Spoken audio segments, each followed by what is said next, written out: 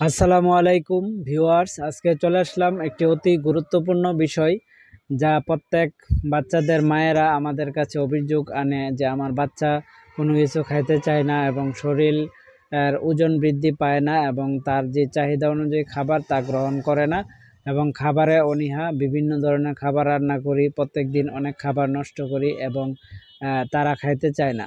সেক্ষেত্রে আজকে কিছু পরামর্শ দেওয়ার চেষ্টা করব এবং একটি ওষুধ সম্বন্ধে আপনাদের কাছে উপস্থাপন করব এবং এর গুণাগুণ, এবং অবশ্যই ডাক্তারের পরামর্শ অনুযায়ী আপনারা এই ওষুধটি সেবন করবেন। সেক্ষেত্রে প্রথমে আমরা আলোচনা করব বাচ্চারা কেন খায় না এবং তার কারণগুলো কি।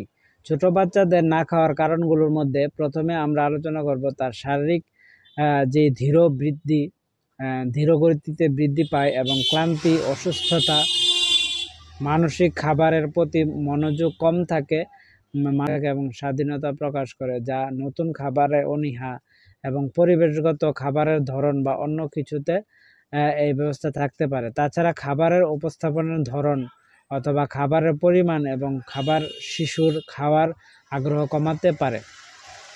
অর্থাৎ খাবারের দেখা গেছে যে খাবার সময় অন্য কোনো বাচ্চারা খাবার খাচ্ছে না বা পরিবারের যে সদস্যরা আছে তারা খাবার খায় না, সেক্ষেত্রে এই পরিবেশগত সমস্যার কারণেও বাচ্চারা না খাওয়ার যে প্রবণতা তা থাকতে পারে। অর্থাৎ বাচ্চারা যা কিছু শিখছে তার পরিবার থেকে, তার মায়ের কাছ থেকে বা তার ছোট ভাই বোন পাশাপাশি যে থাকে, এই সকল পরিবেশের কারণে তারা খেয়ে থাকে। অর্থাৎ অন্য একটি বাচ্চা খাচ্ছে এবং তারও খাওয়ার যে প্রবণতাটা তা থাকে। সেক্ষেত্রে আপনারা চেষ্টা করবেন যে পরিবারের অন্যান্য সদস্যরা যখন খাবার খায় তখন আপনার বাচ্চাকে খাওয়ানোর জন্য। দ্বিতীয়ত হচ্ছে নিত্য নতুন খাবারে তার অনীহা। তো এই বিষয়টা আপনারা পরিবেশ যেই তাদের কাছে উপস্থাপনের যে প্রক্রিয়াটা তার ভিন্নতর আনবেন। অর্থাৎ আপনি যদি একটি ডিম খাওয়াতে চান তাহলে ডিমটা একদিন একভাবে কেটে এবং একদিন একভাবে ভাজি করে বা বিভিন্ন প্রক্রিয়াজাত করে এবং তাকে একটি আকর্ষণীয়ভাবে উপস্থাপন করার চেষ্টা করবেন এবং খাবারটা টেস্ট হয়েছে কিনা তা আপনারা চেক করবেন। অন্য যে বাচ্চারা আছে যে এই যে তোমার আপু খাচ্ছে, তোমার ভাইয়া খাচ্ছে, তুমি খাও, এই ধরনের ভাবে খাওয়ার চেষ্টা করবেন, তাহলে অবশ্যই খাবার খাবে। তাছাড়া আমাদের বাচ্চারা মায়েরা, বিশেষ করে মায়েদের যে একটি সমস্যা, সাধারণ সমস্যা থাকে তা হচ্ছে বাচ্চার খাবার রান্না করে ঠিকই, কিন্তু তারা তা মুখে নিয়েও দেখে না যে তাতে লবণ আছে কি না লবণ নাই। যদি বাচ্চার মায়েরাই খাবারটা খেতে পারে না তো সেই খাবারটা বাচ্চারা কিভাবে খাবে?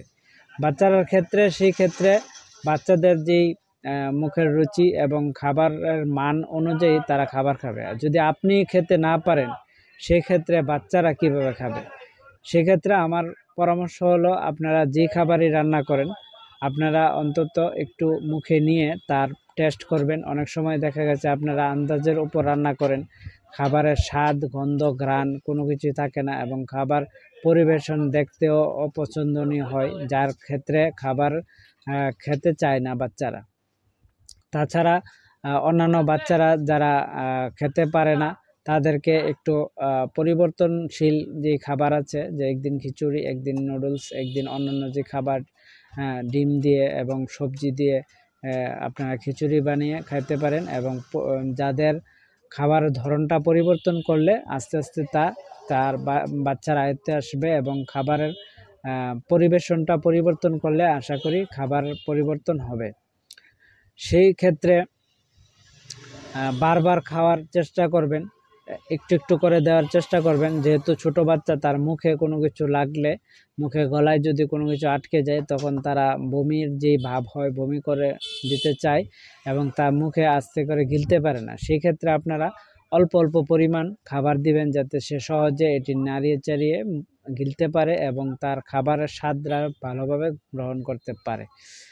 এবং যে বাচ্চারা এই ধরনের সমস্যায় আছে তাদেরকে খেতে না চাইলে জোর করবেন না এবং এটি তাকে খাওয়ার থেকে দূরে সরায় দেয়। অর্থাৎ অনেকে আছে যে খাও জোর করবে এবং তাকে হুমকি ধমকি দিয়ে ভয় দেখিয়ে খাওয়ার চেষ্টা করে। এই জিনিসটা করবেন না। এই জিনিসটা করলে তার মনের মধ্যে একটা ভয় আসবে যে খাবার খেতে গেলে আমাকে এইরকম ভয় দেখে, তার জন্য সে আরও দূরে থাকবে, খাবার দেখলেই পালাবে।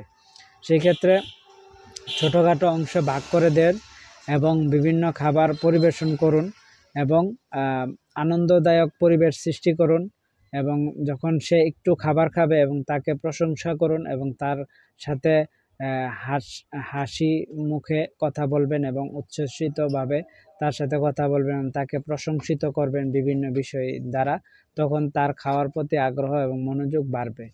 খাবারের পরিবেশ তৈরি করুন, অন্যের সাথে খাবার দিন এবং সে দেখে দেখে খাবার খেতে শিখবে এবং বাইরের খাবার, বিশেষ করে মুখরোচক যেই সকল খাবার আছে এই সকল খাবার থেকে আপনারা বিরত থাকুন, কারণ ওই সকল খাবার খেলে সাধারণত ঘরের খাবার যেই খাবার তৈরি করা হয় সেই সকল খাবারের রুচি থাকে না এবং সেই সকল খাবারের মুখরোচক যে খাবার আছে তার মধ্যে স্বাদ ভিন্ন থাকে, যার কারণে